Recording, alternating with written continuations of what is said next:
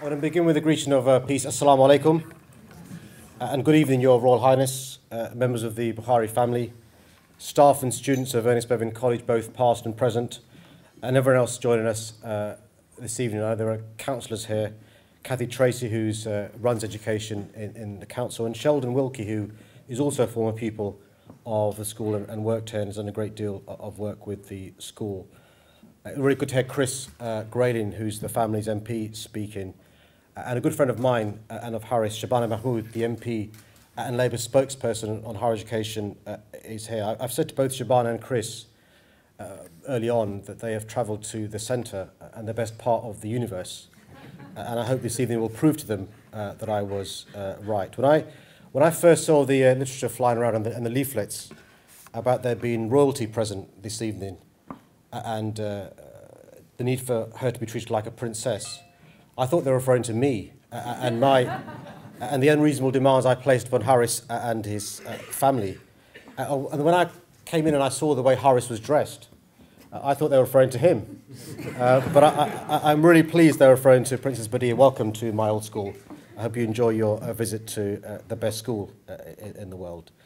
Can I begin by thanking the Bukhari family for organising this fantastic evening, and to Ernest Bevin College for playing host and their help. Harris has seriously probably not slept for the last month. He will sleep well tonight, but I want us to show our appreciation by giving them and the school a round of applause for all the work they've done over the last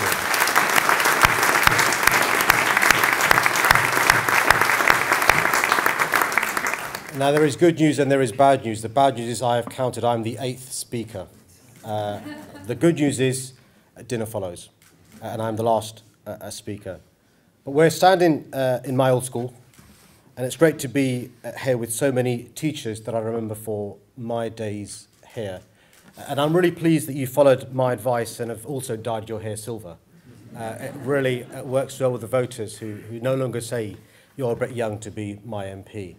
And I have to be honest, whenever I'm here, I find myself, and I did it a few times, checking my top button is fastened and my knot goes all the way to the top, and I've checked and it does. So Mr. Chivers and Ms. Sheikh, you can stop looking at me that way.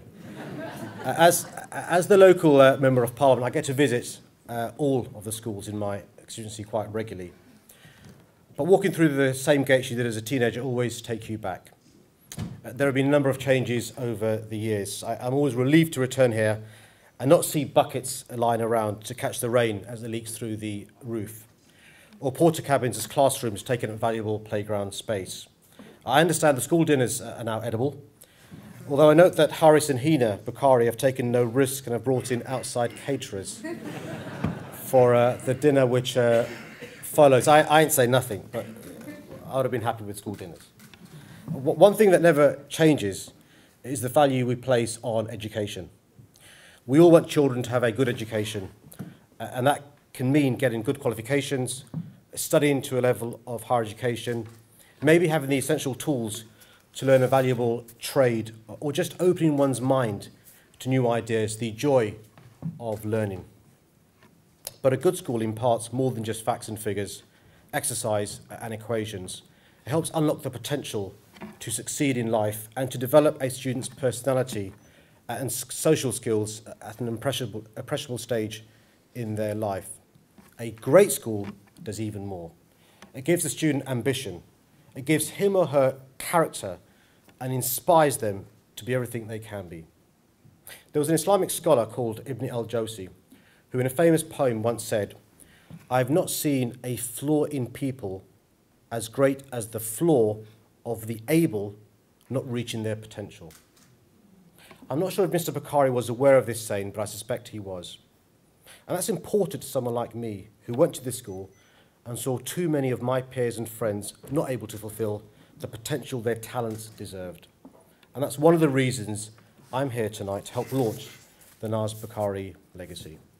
As you know, tonight's event is in part a memorial to the life and work of Sayyid Nawazish Bukhari, OBE, a highly regarded educationist. Friends and former colleagues knew him as Naz Bukhari, a dedicated head teacher who had many great achievements, not least the vast improvements he oversaw at Ernest Bevin College. Of course, some in this hall, his former students, will know him simply as Mr. Bukhari. And Mr. Bukhari was a great head teacher for a great school. And tonight, I would like to talk about how one person can inspire the lives of future generations. I first came across Mr. Bukhari as a pupil of his in the 1980s. I was 13, and the previous head, Mr. Potter, had retired. When we were introduced to the new head, Mr. Bukhari, many of us couldn't believe he was the head of the school. He looked like many of our dads or uncles, but to us pupils, our elders didn't have such an important job as Mr. Bukhari did. And I cannot underscore how important it was for many of us to see someone who looked like him having the most senior job in the school. Now, I often talk about the importance of symbolic leadership. Having minorities and women in positions of importance and power is hugely important to encourage others who are not represented in the numbers they should be in such positions. They give hope and aspiration, and also help in the fight against prejudice. And one of the reasons why I'm pleased Shaban is here tonight is she made history in May 2010 as the first Asian woman, the first Muslim woman ever to be elected into Parliament, which is really, really important. But it's so important that the minority or woman is good at their job, because there is nothing worse than that person being poor at their job, as it can set back the course and can be another reason not to promote others. And Mr. Bukhari was good at his job and respected by other staff and pupils, and that was important. But you know, he wasn't just content as the head of the school. He got involved in ensuring that the staffing of the school was more representative of our community. In his spare time, he got involved in many other aspects of the local community. He sat on the Wandsworth Police Consultative Committee and Racial Incidents Panel, and was also for many years a governor of both my old primary school at Fircroft and also Gatton Primary School, which was the country's first purpose-built primary school with an Islamic ethos. He was an ambassador for the school in the community, which was a very important role for the school, but also as a minority doing such a big job. It gave others confidence that it was possible to be British, an ethnic minority, a Muslim, an Asian, a professional, and most importantly, good at his job. And I'm proud and pleased to say that I was on those council bodies with him, and also a governor with him at Fircroft and Gatton. He would often have a quiet word with me after a meeting when I'd behaved as an angry young man. He would tease me about trying to solve the world's problems on my own. His advice to me to build consensus and try to take people with you are lessons I practice and now try and impart on others. In response, I would say, all the bad things I do are down to my teachers and my schooling, and anything good I do is down to me. And he'd say, I think you got it the wrong way around, but there you go. I also worked with him advising community and voluntary groups around the country, but I knew him best as a lifelong friend of the family. Naz helped me during my time as a pupil, as a local councillor for Tooting ward for 12 years, as the Member of Parliament and as a minister. He would find the time to offer me his counsel and to advise on a range of issues from education, citizenship and values to eating properly and spending more time with my wife and daughters who are here tonight to celebrate Mr. Bukhari's life. Naz Bukhari was the first deputy head teacher and subsequently head teacher of a British secondary school to follow the Islamic faith. That might not seem outstanding in any way in 2012, but it was in the early 1980s when he accepted their positions. It was Naz Bukhari who helped allay fears and dispel the myth that a teacher who was a Muslim couldn't or maybe shouldn't hold a senior position in a mainstream secondary school. And though he faced challenges in the role, his time as head teacher of Ernest Bevin College can only be seen as a success. At the time of his retirement, he had turned the school from one that was undersubscribed and underachieving into one of the most improved in Britain.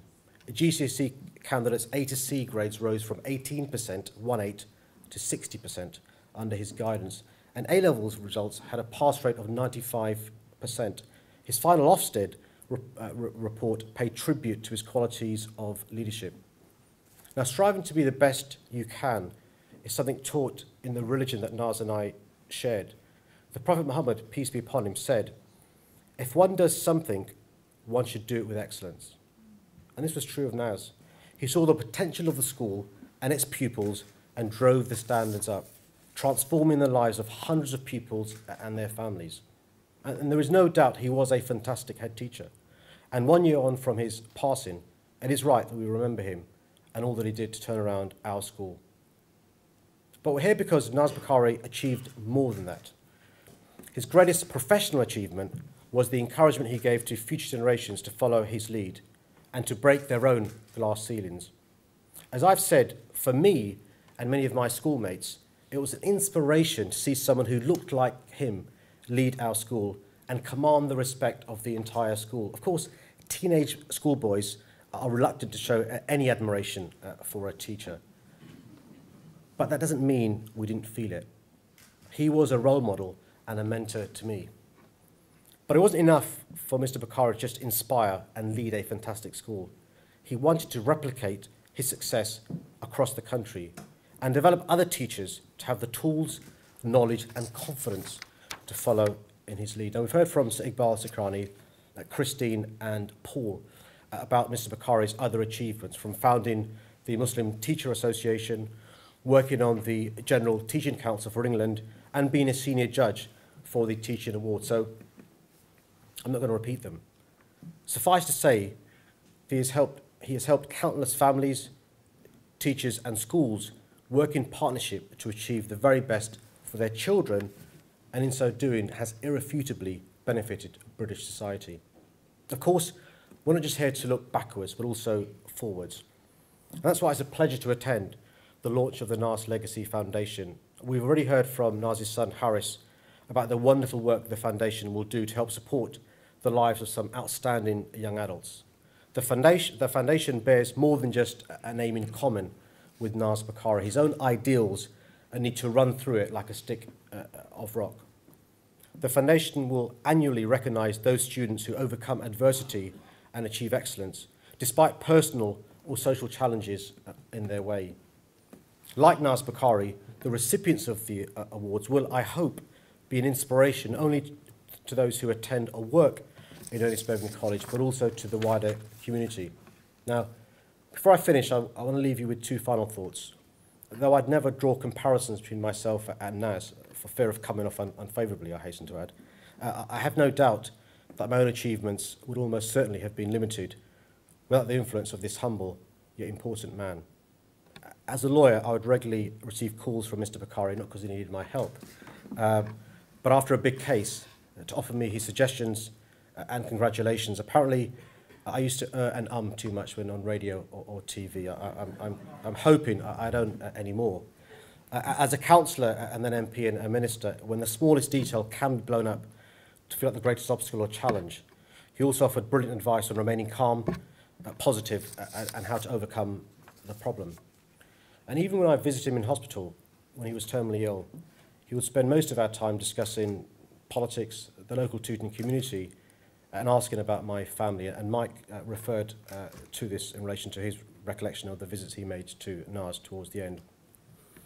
And I still vividly remember one of the last things he said to Horace and me when we were with him, and I've not told anybody this story before. Now, I'm clearly much older and much wiser than Horace, although it doesn't show. But he looked at Horace and he told him to, and I quote, "Make sure you look after Sadiq and give him whatever support he may need." And he was quite firm in the way he said it. Now just think about that. You would expect anyone in a similar position to ask me to look after his son and his family and to keep an eye on them. But his sense of duty and his values meant he told his soon-to-be grieving son to ensure he helped me and continued to support me. And that will always stick with me, as will many other things about Mr. Bukhari. That was the mark of this man, after a lifetime of accomplishment, when he had earned the right to talk about all the good he had done and expect his hospital guests to do the same. Mr. Bukhari's first concern was still for others. And last week, in fact, was 1 year since his passing. And I know how difficult it's been for his wife, for Hina, and for Harris, we all miss him. He was a wonderful man. Mr. Bukhari inspired us with his actions, and through the NAS Legacy Foundation, his memory will be honoured. As Naz Bukhari said, it is not what you do in your lifetime that really matters. It is the legacy you leave behind for the next generation to follow, which makes a difference. Thank you for listening, and enjoy the rest of the evening.